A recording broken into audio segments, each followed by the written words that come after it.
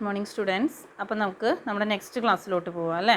കഴിഞ്ഞ ക്ലാസ്സിൽ നമ്മൾ മൾട്ടിപ്ലിക്കേഷൻ റൂളാണ് നമ്മൾ ചെയ്തിട്ടുണ്ടായിരുന്നത് അല്ലേ. മൾട്ടിപ്ലിക്കേഷൻ റൂളിലെ കണക്കുകളാണ് നമ്മൾ 2 ക്വസ്റ്റ്യൻ ചെയ്തിട്ടുണ്ടായിരുന്നത് അല്ലേ. അപ്പോൾ മൾട്ടിപ്ലിക്കേഷൻ റൂള് നമ്മൾ ഇൻഡിപെൻഡൻറ്റ് ഇവൻറ്റും എനി 2 ഇവൻസിൻ്റെയും ആണ് പറഞ്ഞിട്ടുണ്ടായിരുന്നത് അല്ലേ. അപ്പോൾ അതിൻ്റെ 2 ക്വസ്റ്റ്യൻ നമ്മൾ ചെയ്തിട്ടുണ്ടായിരുന്നു അല്ലേ. അപ്പോൾ 2-3 ക്വസ്റ്റ്യൻ കൂടി ചെയ്യാൻ നമുക്ക് ശ്രദ്ധിക്കുക എല്ലാവരും കേട്ടോ. അടുത്ത ക്വസ്റ്റ്യൻ ശ്രദ്ധിക്കുക. നെക്സ്റ്റ് പറയുന്നത് പ്രോബബിലിറ്റി ദാറ്റ് 2 ക്വസ്റ്റ്യൻ ആണ്. മൂന്നാമത്തെ ക്വസ്റ്റ്യൻ നമുക്ക് ചെയ്യാം. probability that A will pass paper 1 A will pass paper 1 is 0.3 and probability that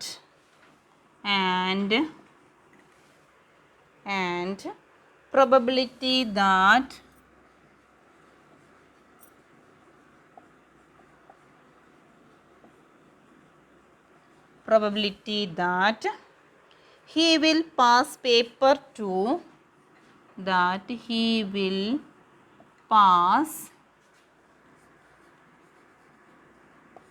paper 2 എന്ന് പറയുന്നത് എത്രയാണ്? 0.7 is 0.7. What is the probability that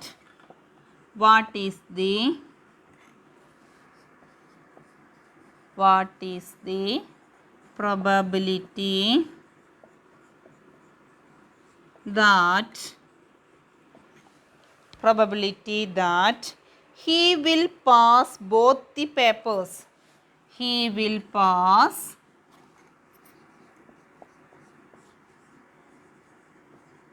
both the papers. Bracket both the paper. Assume they are independent.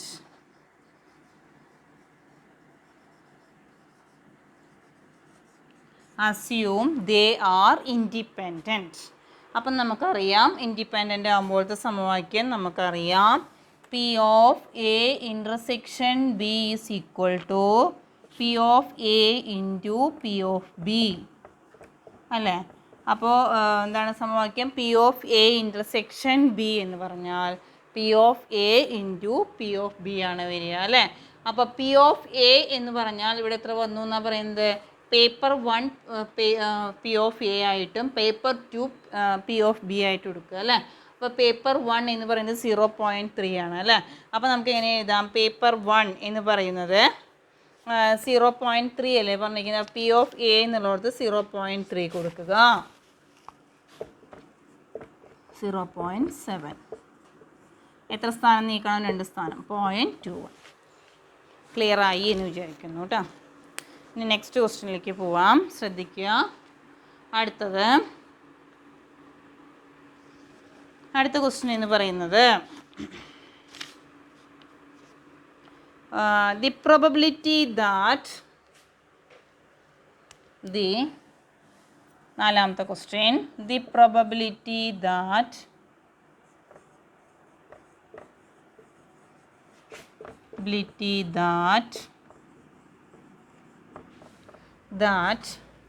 A solve a problem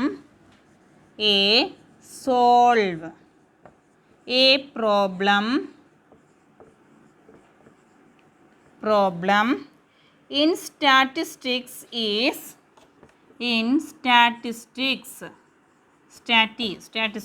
സ്റ്റാറ്റി എന്ന് ഞാൻ എഴുതിയിട്ടുള്ളൂ. നിങ്ങൾ full എഴുതുക. Statistics is 2/5 and the probability of B solves and the probability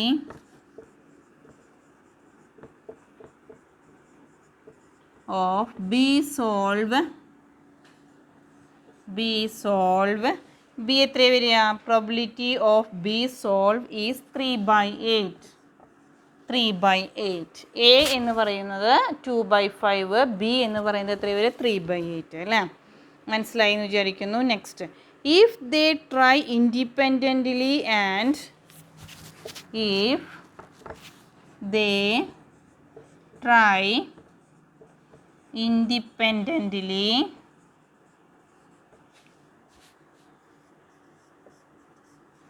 independently find the probability that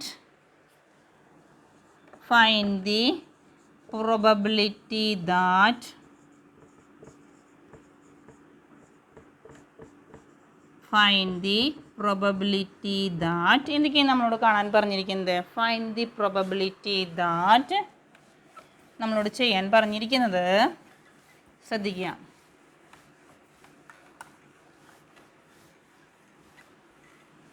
ചെയ്യാൻ പറഞ്ഞിരിക്കുന്നത് എന്ന് പറയുന്നത് both solve the problem.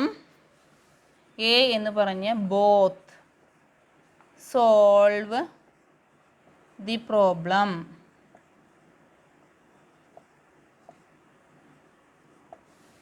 Both solve the problem. രണ്ടാമത്തെ B none solve the problem.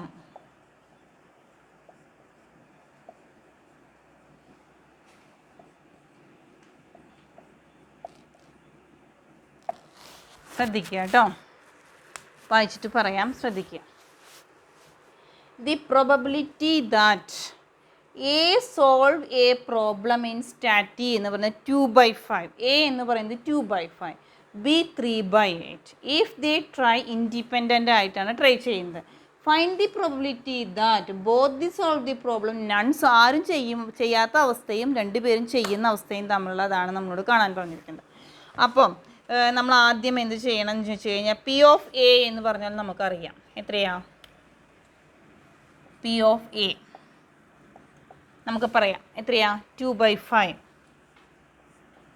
P of B എന്ന് പറഞ്ഞാൽ നമുക്കറിയാം എത്രയാ? P of B എന്ന് പറഞ്ഞാൽ 3/8.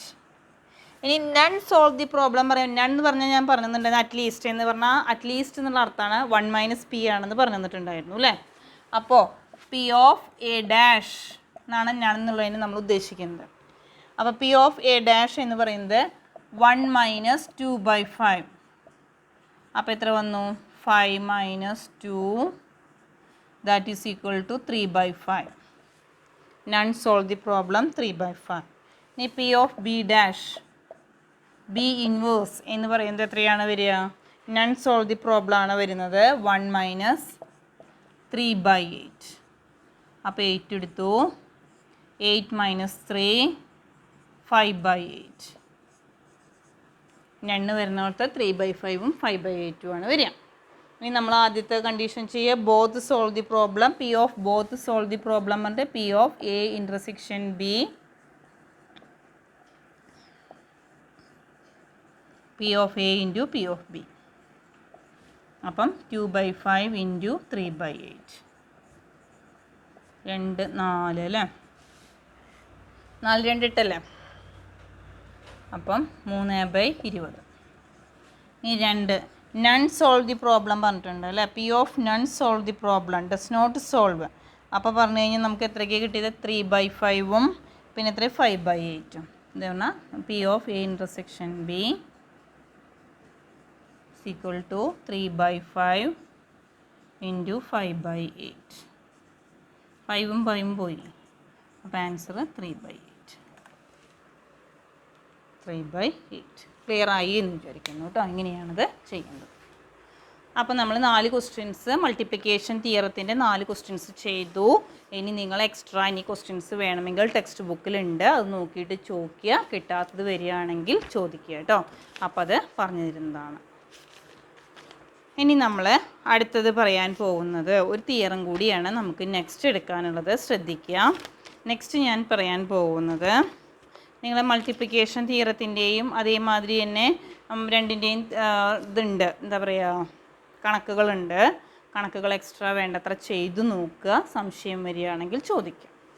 ഇനി അടുത്തത് നമ്മൾ എടുക്കാൻ പോകുന്നത് ഇൻവേഴ്സ് പ്രോബബിലിറ്റി എന്നുള്ളതാണ് നെക്സ്റ്റ് പറയാൻ പോകുന്നത് കേട്ടോ. ഇൻവേഴ്സ് പ്രോബബിലിറ്റിയിൽ ഞാൻ എടുക്കാൻ പോകുന്നതാണ് ബേയിസ് തിയറമാണ് നെക്സ്റ്റ് എടുക്കാൻ പോകുന്നത്. വളരെയധികം ശ്രദ്ധിക്കുക. ഏത് ക്വസ്റ്റ്യൻ പേപ്പർ എടുത്താലും നമ്മളോട് ബേയിസ് തിയറം എഴുതാൻ പറയും. അപ്പോൾ ബേയിസ് തിയറം നമ്മൾ വളരെയധികം ശ്രദ്ധിച്ച് പഠിക്കുകയും വേണം. എപ്പോഴും ഇമ്പോർട്ടൻ്റ് ആയിട്ട് എപ്പോഴും ചോദിക്കുന്ന ക്വസ്റ്റ്യനാണ് ബേയിസ് തിയറം എന്ന് പറയുന്നത് കേട്ടോ. അപ്പോൾ വളരെയധികം ശ്രദ്ധിക്കുക. അപ്പോൾ ഇൻവേഴ്സ് പ്രോബബിലിറ്റി എന്ന് പറഞ്ഞാൽ പറയാം, suppose an event has happen as A result of several causes. പല കാരണങ്ങൾ കൊണ്ടും ഒരു ഇവൻറ്റ് സംഭവിക്കാം അല്ലേ. then we are interested to find out probability of a particular cause which really affect an event to happen. അപ്പോൾ നമ്മൾ അപ്പോൾ നമ്മൾക്കിപ്പോൾ എന്തെങ്കിലും ഒരു കാര്യം സംഭവിക്കുമ്പോൾ അതിന് പ്രത്യേക കാരണം ഉണ്ടായിരിക്കും. ആ പർട്ടിക്കുലർ കോസ് എന്താണ്, എന്ത് കാരണം കൊണ്ടാണ്, ആ പ്രത്യേകപരമായ എന്ത് കാരണം കൊണ്ടാണ് ആ ഇവൻറ്റ് സംഭവിക്കുന്നത് എന്നുള്ള കാര്യം നമ്മൾ മനസ്സിലാക്കുകയാണ് ചെയ്യുന്നത്. Problems of this type is called, അങ്ങനത്തെ ടൈപ്പിനെയാണ് നമ്മൾ ഇൻവേഴ്സ് പ്രോബബിലിറ്റി എന്ന് പറയുന്നത് കേട്ടോ. അപ്പോൾ എന്താ പറയുന്നതെന്ന് വെച്ച് കഴിഞ്ഞാൽ N event has happen as A result of, ഇപ്പം നമുക്ക് എന്തെങ്കിലും ഒരു കാര്യം സംഭവിക്കുമ്പോൾ അതിന് പല കോസസ് ഉണ്ടാവും, സെവറൽ കോസസ് അല്ലേ. അപ്പോൾ സെവറൽ കോസസ് ഉണ്ടാവുന്നു. Then we are interested to find out the probability, കണ്ടുപിടിക്കുകയാണ്, of a particular cause which really affected in the event to happen അല്ലേ. ആ പർട്ടിക്കുലർ കോസ് എന്താണ് എന്ന് നമ്മൾ കാൽക്കുലേറ്റ് ചെയ്യുന്നു. Then it is called inverse probability എന്ന് പറയുന്നത് കേട്ടോ. അപ്പോൾ നമ്മളിനി പറയുന്നത് ബേയിസ് തിയറാണ് നെക്സ്റ്റ് പറയാനുള്ളത് കേട്ടോ. ഇപ്പം നമ്മളൊരു ഇവൻറ്റ് സംഭവിക്കുന്നു, നമുക്കൊരു കാര്യം സംഭവിച്ചു, അതിന് പല കാരണങ്ങൾ കൊണ്ടാണ് ആ കാര്യങ്ങൾ സംഭവിച്ചത്. അപ്പോൾ നമ്മൾ എന്ത് ചെയ്യുന്നു വെച്ചാൽ എ എന്ന് പറയുന്നതിനെ ഇവൻ്റായിട്ട് എടുക്കുക. കാരണങ്ങൾ കോസസ് എന്നുള്ളതിനെ B1 B2 B3 പല കാരണങ്ങളുണ്ടല്ലോ. അപ്പോൾ അതിനെ B1 B2 B3 BK വരെ എടുക്കുന്നു. അപ്പം എന്നിട്ട് ആ ഇക്വേഷൻ നമ്മൾ എഴുതുകയാണ് ചെയ്യുന്നതുള്ളൂ. അപ്പോൾ നമ്മൾ പറഞ്ഞു എന്തെങ്കിലും ഒരു ഇവൻറ്റ് സംഭവിക്കാൻ പല കാരണങ്ങളും പല കോസസും ഉണ്ട്, അതിനെയാണ് നമ്മൾ ഇൻവേഴ്സ് പ്രോബബിലിറ്റി എന്ന് പറയുന്നത്. അത്രയുള്ള ബേയിസ് തിയറത്തിൽ എ എന്ന് പറഞ്ഞാൽ ഇവൻ്റായിട്ട് എടുക്കുക, സംഭവിക്കുന്ന കോസസിനെ B1 B2 B3 ആയിട്ട് നമ്മൾ എടുക്കുകയാണ് ചെയ്യുന്നത്. അതാണ് നമുക്കിതിൽ ബേയിസ് തിയറത്തിൽ പറയാനുള്ളത്. ശ്രദ്ധിക്കുക കേട്ടോ.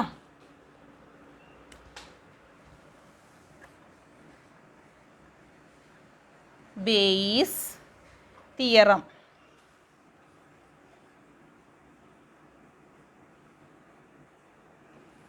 ബേയിസ് തിയറം എന്നുള്ളതാണ് നമുക്കിനി ഇവിടെ പറയാനുള്ളത്. If N event can happen, നമ്മൾ ഇവൻറ്റ് സംഭവിക്കുന്ന ഇവൻറ്റ് എന്ന് പറയുന്നത് if N event can if N event എന്ന് പറയുന്നത് എ എന്ന് പറയുന്നതാണ് നമ്മളോട് ഇവൻ്റ് ആയിട്ട് പറയുന്നത്. ക്യാൻ ഹാപ്പൺ ഓൺലി, എത്ര കാരണങ്ങളുണ്ടാവും, കോസസ് എന്ന് പറഞ്ഞിട്ട് കുറേ ഉണ്ടാവും അല്ലേ. ക്യാൻ ഹാപ്പൺ ഓൺലി, അത് സംഭവിക്കുമ്പോൾ the other set of mutually exclusive events and the other set of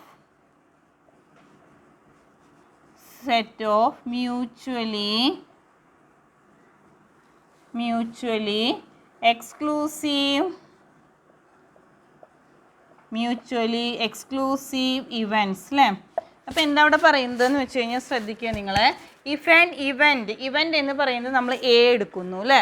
അത് സംഭവിക്കാനുള്ള കോസസ് എന്ന് പറയുന്നത് മ്യൂച്വലി എക്സ്ക്ലൂസീവ് ഇവൻറ്റ്സ് എന്ന് പറഞ്ഞിട്ട് നമുക്കിവിടെ എന്തൊക്കെ പറയാം,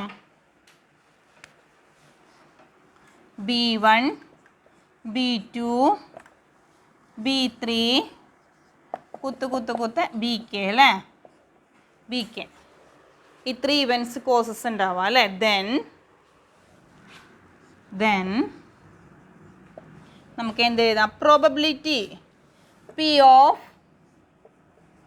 BI given A is equal to, അപ്പോൾ ഇവിടെ സംഭവിക്കുന്ന ഇവൻറ്റ് എന്ന് പറയുന്നത് എ ആണ്. ആ എ സംഭവിക്കാൻ കുറേ കോസസ് എന്ന് പറയുന്നത് B1 B2 B3 BK ആണ് നമ്മൾ പറയുന്നത്. അപ്പം നമ്മൾ എന്ത് എഴുതുകയാണ് ചെയ്യുന്നത്, P of A given BK, P of A given BK. ഇനി സംഭവിക്കാനുള്ള കാര്യങ്ങൾ ഏതൊക്കെ വെച്ചെങ്കിൽ നമ്മളത് divided by P of B1 P of A given B1. മനസ്സിലാവുന്നുണ്ട് എന്ന് വിചാരിക്കുന്നു. പിന്നെ P of B two, P of A given B two. എത്ര എണ്ണം ഉണ്ട് വെച്ചെങ്കിൽ, എത്ര കോസസ് ഉണ്ട് വെച്ചെങ്കിൽ അത്രയും കോസസ് നമ്മൾ എഴുതണം കുത്ത് ഇട്ടിട്ട്. പി ഓഫ് ബി കെ,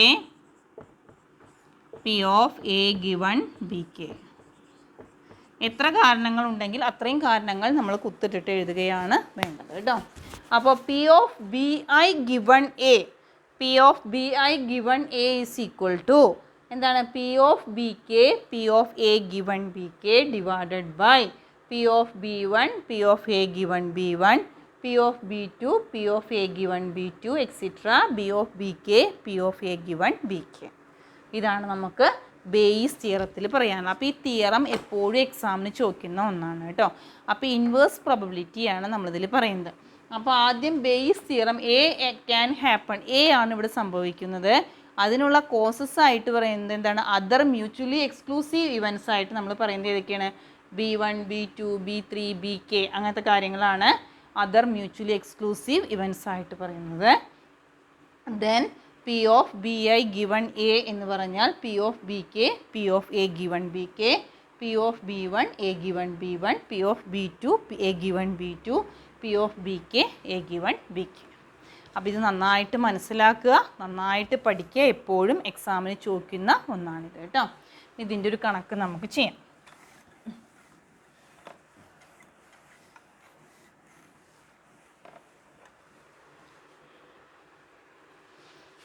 ശ്രദ്ധിക്കുക.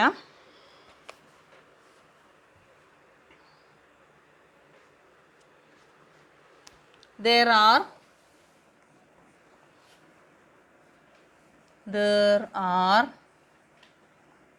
2 pots, one containing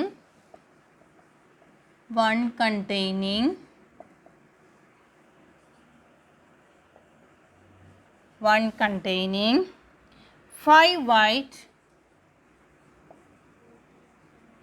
and 4 black balls.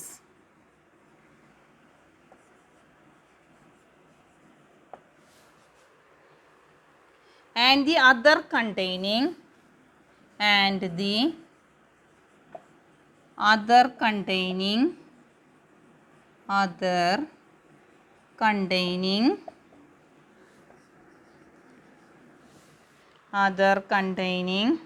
6 white and 5 black ball. 6 white and 5 black ball. 6 white and 5 black ball. ഇനി 1 pot is chosen. 1 pot is chosen and 1 ball is drawn. And 1 ball is drawn.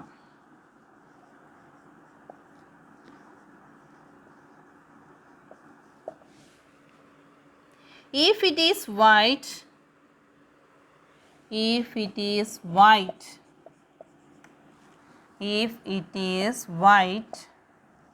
അത് വെള്ളയാണെങ്കിൽ what is the probability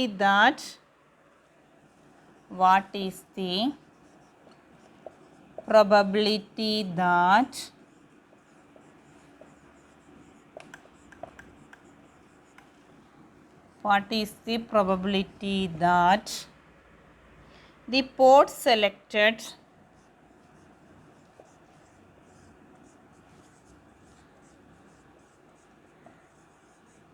is the first. ഇതാണ് നമ്മുടെ question. ശ്രദ്ധിക്കുക. അപ്പം there are 2 pots അല്ലെങ്കിൽ there are 2 urns.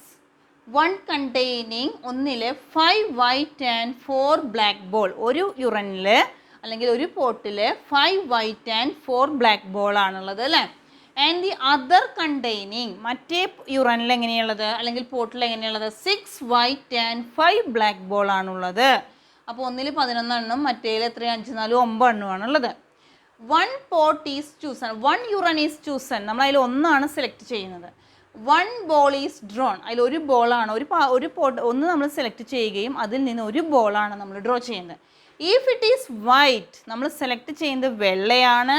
What is the probability that the urn selected അല്ലെങ്കിൽ pot selected is the first? ആദ്യത്തെയാണ് നമ്മൾ select ചെയ്യുന്നതെങ്കിൽ, ആദ്യത്തെ എന്ന് പറഞ്ഞാൽ 5, 4, 9 ആണുള്ളത്, ആദ്യത്തെയാണ് സെലക്ട് ചെയ്യുന്നത് വെച്ചെങ്കിൽ എന്താണ് പ്രോബബിലിറ്റി വരിക എന്നുള്ളതാണ് നമ്മൾ പറയുന്നത് കേട്ടോ.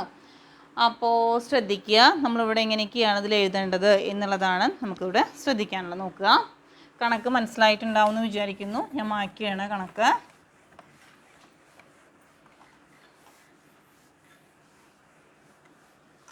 അതിലാദ്യം A be the event of, നമ്മൾ ഇവൻറ്റ് വൈറ്റ് ബോളാണ് പറഞ്ഞിരിക്കുന്നത് അല്ലേ.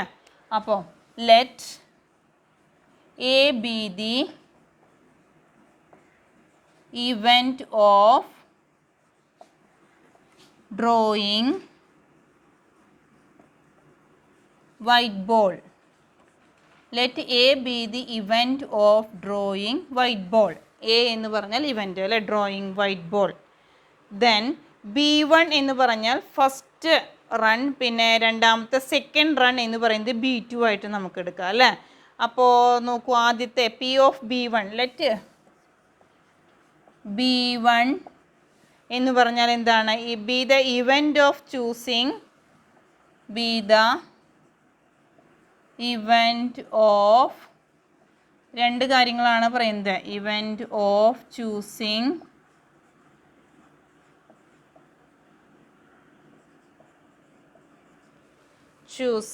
First run.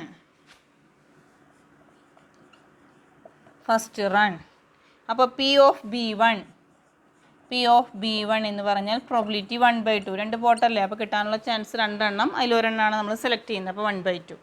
B2, let B2 B the event of selecting second run എന്ന് പറയുന്നതും P of B2 എന്ന് പറയുന്നത് എത്രയായിരിക്കും? അതിനുള്ള ചാൻസ് എന്ന് പറയുന്നത് 1/2. 1/2 ആണ് നമുക്കിവിടെ ചാൻസ് ആയിട്ട് വരുന്നത്. Then P of A given B1, A given B1 എന്ന് പറഞ്ഞാൽ എത്ര വരിക? A given B1 എന്ന് പറഞ്ഞാൽ ആദ്യത്തതിൽ 5 വൈറ്റ് അല്ലേ ഉള്ളൂ, അപ്പോൾ 5 അല്ലേ, 5 വൈറ്റ് അല്ലേ ഉള്ളൂ, ടോട്ടൽ എത്രയാണ്? 9. 5, അപ്പോൾ 5/9. പിന്നെ P of A given B2, രണ്ടാമത്തതിൽ എത്ര വെള്ള ബോൾ ഉണ്ട് നോക്കൂ, 6 എണ്ണല്ലേ ഉള്ളത്, 6 വൈറ്റ് അല്ലേ പറഞ്ഞിരിക്കുന്നത്, 6 വൈറ്റ്, അപ്പോൾ 6/11, 6/11 വരിക. ഇത്രയാണ് നമുക്ക് തന്നിരിക്കുന്നത്. ഇനി ആ ഇക്വേഷനിൽ കൊടുക്കുക മാത്രമേ വേണ്ടൂ കേട്ടോ. അപ്പം നോക്കുക, അപ്പോൾ ഒരെണ്ണമാണ് നമ്മളോട് ഇവിടെ സെലക്ട് ചെയ്യാൻ പറഞ്ഞിരിക്കുന്നത്. അപ്പോൾ BK നമ്മളിവിടെ K എന്ന് എഴുതി കൊടുത്ത് ഇവിടെ എന്താ വേണ്ടത്? 1.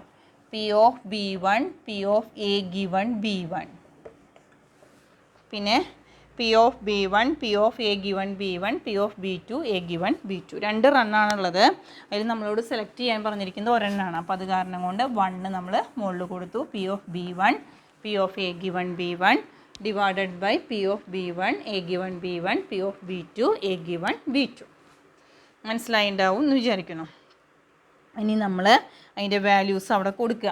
B1 എന്ന് പറഞ്ഞാൽ എത്രയാണ്? 1/2, പ്രോബിലിറ്റി 1/2. A given B1 എത്രയാണ്? 5/9 divided by P of B1. P of B1 എത്ര തന്നെ? 1/2. A given B1 5/9 plus P of B2 എത്രയാണ്? P of B2 1/2. A given B2 എന്ന് പറഞ്ഞാൽ 6/11.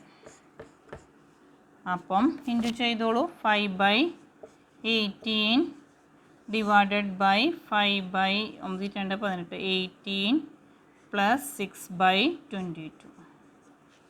6/22.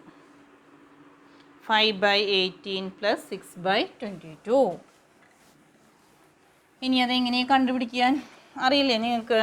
LCM കണ്ടിട്ട് 5/18 ഡിവൈഡഡ് ബൈ 5/18 പ്ലസ് 6/22 അല്ലേ? ഇത് LCM കണ്ടിട്ട് ആദ്യം അടിയിലത്തെ കൂട്ടുക, അടിയിലത്തെ നമ്മൾ കൂട്ടണം. അല്ലെങ്കിൽ നിങ്ങൾ ക്രോസ് ആയിട്ട് ഇൻറ്റു ചെയ്താലും മതി. ഏതാ വെച്ചെങ്കിൽ നിങ്ങളുടെ ഇഷ്ടത്തിന് കേട്ടോ. 22 18 LCM കാണാച്ചെങ്കിൽ 2 11 9 2 18 അല്ലേ, ഇത്രയല്ലേ വരുള്ളൂ. അപ്പോൾ 11 2 22 22 ഇൻറ്റു 9 അല്ലേ, 198 വരിക കേട്ടോ. അപ്പോൾ 5/18 ഡിവൈഡഡ് ബൈ 198. 18 198 എത്ര പ്രാവശ്യം പോവും നോക്കുക. 18 198 എത്ര പ്രാവശ്യമാണ്?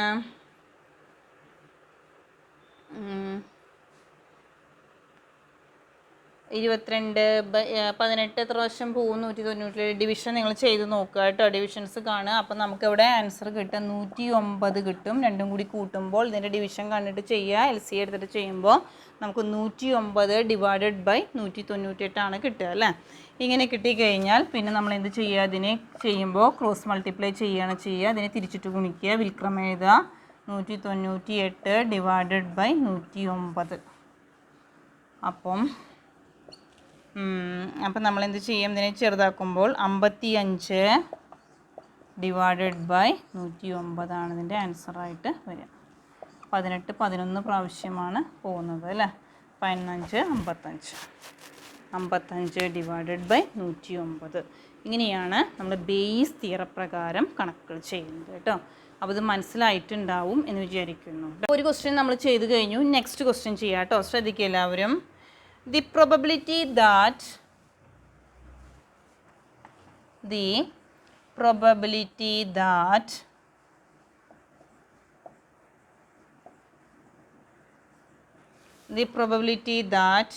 a doctor will diagnose a particular disease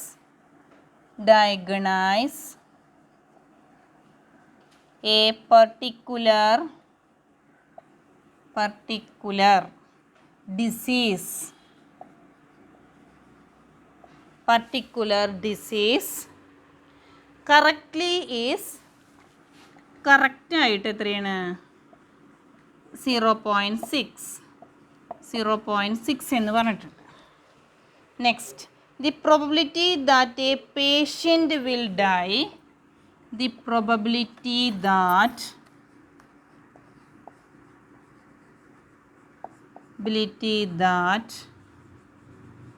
the patient will die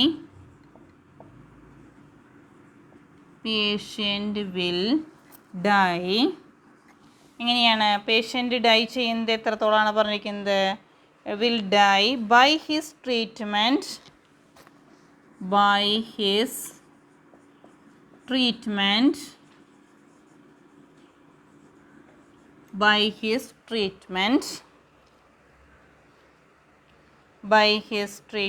after correct diagnosis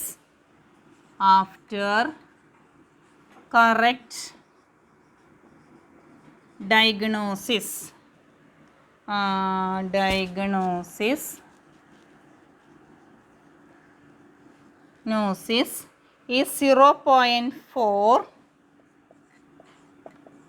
and the probability of death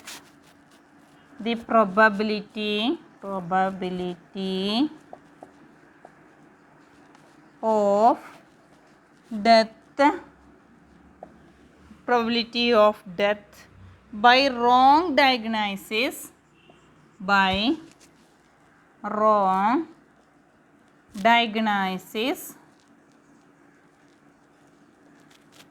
തെറ്റായിട്ട് ചികിത്സിച്ചിട്ട് 0.7 ഇങ്ങനെയാണ് നമുക്ക് തന്നിരിക്കുന്നത്. അപ്പോൾ A patient of the doctor who had the disease died. A patient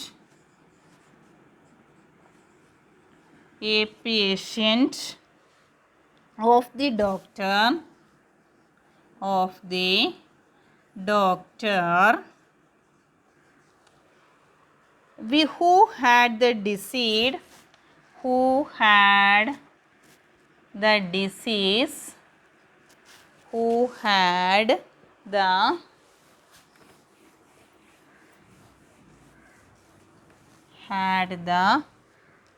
disease died. Next, what is the probability that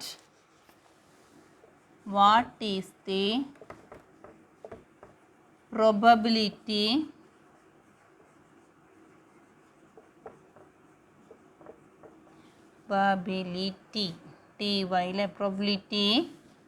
that the disease was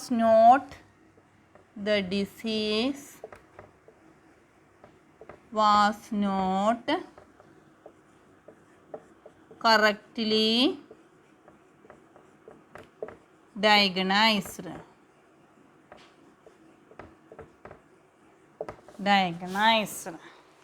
അപ്പോൾ എന്തൊക്കെയാണ് ഇവിടെ പറഞ്ഞിരിക്കുന്നത്? കുറേ കാര്യങ്ങൾ പറഞ്ഞിട്ടുണ്ട് അല്ലേ. The probability of a doctor will diagnose a particular disease, കറക്റ്റായിട്ട് പറയുന്നത് 0.6. The probability that the patient will die by his treatment after correct diagnosis എന്ന് പറയുന്നത് 0.4. And probability of death by wrong diagnosis നടത്തിയിട്ട് കറക്റ്റ് ഡയഗ്നോസിസ് നടത്തിയിട്ട് death 0.4, wrong ആയിട്ട് നടത്തിയിട്ട് 0.7. A patient of the doctor died, ഒരു doctor മരിച്ചു, disease died. What is the probability that the disease was not correctly diagnose ആകുമ്പോൾ എങ്ങനെയാണ് അതിൻ്റെ probability വരിക എന്നുള്ളതാണ് നമുക്കിവിടെ പറയാനുള്ളത് കേട്ടോ. അപ്പോൾ നമ്മുടെ പ്രധാന കാര്യം എന്താണ്? പേഷ്യൻ്റ് ഡൈഡ് ആണ് അല്ലേ. അപ്പോൾ let A be the event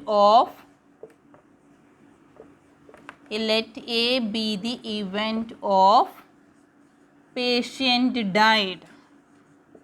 A എന്ന് പറഞ്ഞാൽ പേഷ്യൻ്റ് ഡൈഡ് ആണ് ഇവിടെ പറയുന്നത്. ഇനി B1 എന്ന് പറഞ്ഞാൽ കറക്റ്റ്ലി ഡയഗ്നൈസ്ഡ്.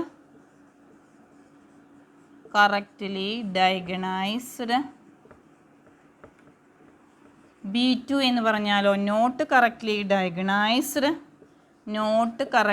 ഡയഗ്നൈസ്ഡ് അല്ലേ. P ഓഫ് B1 നമുക്ക് തന്നിട്ടുണ്ട്. പ്രോബിലിറ്റി ഓഫ് B1 സാധ്യത എത്രയാണ്? 0.6 പറഞ്ഞിട്ടുണ്ട്. P ഓഫ് B2 നമുക്ക് തന്നിട്ടുണ്ട്. അതിനുള്ള ചാൻസ് എത്രയാണെന്ന് പറഞ്ഞിരിക്കുന്നത്? 0.4 ആണെന്ന് പറഞ്ഞിട്ടുണ്ട് അല്ലേ. 0.6 പറഞ്ഞു, പിന്നെ 0.4 നമുക്ക് പറഞ്ഞു തന്നിട്ടുണ്ടായിരുന്നു അല്ലേ. A given B1, P of A given B1 എന്ന് പറയുന്നത് എത്രയാണ് തന്നിരിക്കുന്നത്? 0.4. കറക്റ്റ്ലി ഡയഗ്നൈസ് ചെയ്തിട്ട് മരിക്കുന്നവർ 0.4. ഇനി A given B2 തെറ്റായിട്ട് ചെയ്തിട്ട് മരിച്ചവർ എത്രയാണ്? 0.7 ആണെന്ന് പറഞ്ഞിട്ടുണ്ട്. ഇനി നമ്മൾ ആ ഇക്വേഷനിൽ കൊടുക്കുകയാണ് വേണ്ടത്. അപ്പോൾ നമ്മളോട് രണ്ടാമത്തെയാണ് പറഞ്ഞിരിക്കുന്നത്, നോട്ട് കറക്റ്റ്ലി ഡയഗ്നൈസ്ഡ് ആണ് ഇവിടെ പറഞ്ഞിരിക്കുന്നത് കേട്ടോ. ഒന്നാമത്തെ എല്ലാം ഇവിടെ കാണാൻ പറ്റുന്നത്. ഫസ്റ്റ് കണ്ടീഷൻ അല്ല, കറക്റ്റ്ലി ഡയഗ്നൈസ് ഫസ്റ്റും നോട്ട് കറക്റ്റ്ലി ഡയഗ്നൈസ്ഡ് ആണ് ഇവിടെ സെക്കൻഡ് പറഞ്ഞിരിക്കുന്നത്. അപ്പോൾ നമ്മളോട് ഇവിടെ സെക്കൻഡ് ആണ് ഇവിടെ കാണാൻ പറഞ്ഞിരിക്കുന്നത് കേട്ടോ. അപ്പോൾ നമ്മൾ നേരത്തെ എഴുതിയ സമവാക്യം എല്ലാം എഴുതുക. P ഓഫ് B2 ആണ് വരിക, B1 അല്ല വരിക, B2 ആണ്. B2 given A ആണ് വരിക കേട്ടോ. അപ്പോൾ ആദ്യം P of A given B2. Next അടിയിൽ നമ്മൾ സാധാരണ മാതിരി P of B1, P of A given B1 plus P of B2, P of A given B2 ഇങ്ങനെയാണ് വരിക. ഇനി P ഓഫ് B2 എന്ന് പറഞ്ഞാൽ എത്രയാണ്? 0.4 into P of A given B2 0.7, P of B1 0.6, A given B1 എന്ന് പറഞ്ഞാൽ into 0.4 plus P of B2 എന്ന് പറഞ്ഞാൽ 0.4 ഇൻറ്റു A given B2 എന്ന് പറഞ്ഞാൽ എത്രയാണ്? 0.7. അപ്പോൾ 7 4 28, 0.28, 0.24 പ്ലസ് 0.28 ഇങ്ങനെയാണ് അതിൻ്റെ വാല്യൂസ് വരിക കേട്ടോ. അപ്പം 0.28 divided by 0.52. Then answer is 0.54. ഇതാണ് ബേസ് തിയറത്തിലെ വേറൊരു കണക്ക് കൂടി നമുക്ക് ചെയ്യാനുള്ളത്. അപ്പോൾ ഈ കണക്കൊക്കെ വെറുതെ ജസ്റ്റ് നോക്കിയാൽ കിട്ടില്ല, നന്നായിട്ട് ചെയ്ത് പഠിച്ചാൽ മാത്രമാണ് അതൊക്കെ മനസ്സിലാവുള്ളൂ. അപ്പോൾ എല്ലാവരും ഈ കണക്ക് നന്നായിട്ട് ചെയ്ത് പഠിക്കുക. അപ്പോൾ നമ്മുടെ addition theorem, multiplication theorem, Bayes theorem, അപ്പോൾ നമ്മുടെ ആ പ്രോബബിലിറ്റി എന്നുള്ള ടോപ്പിക്ക് കഴിഞ്ഞു. ഇനി നെക്സ്റ്റ് നമുക്ക് പറയാനുള്ളത് പ്രോബബിലിറ്റി ഡിസ്ട്രിബ്യൂഷൻ ആണ്, ബൈനോമിയൽ, പോയ്സോൺ, നോർമൽ ഡിസ്ട്രിബ്യൂഷൻ. ഈ ഡിസ്ട്രിബ്യൂഷൻസ് ആണ് അടുത്ത ക്ലാസ്സിൽ പറയാനുള്ളത് കേട്ടോ. ഓക്കെ, ശരി.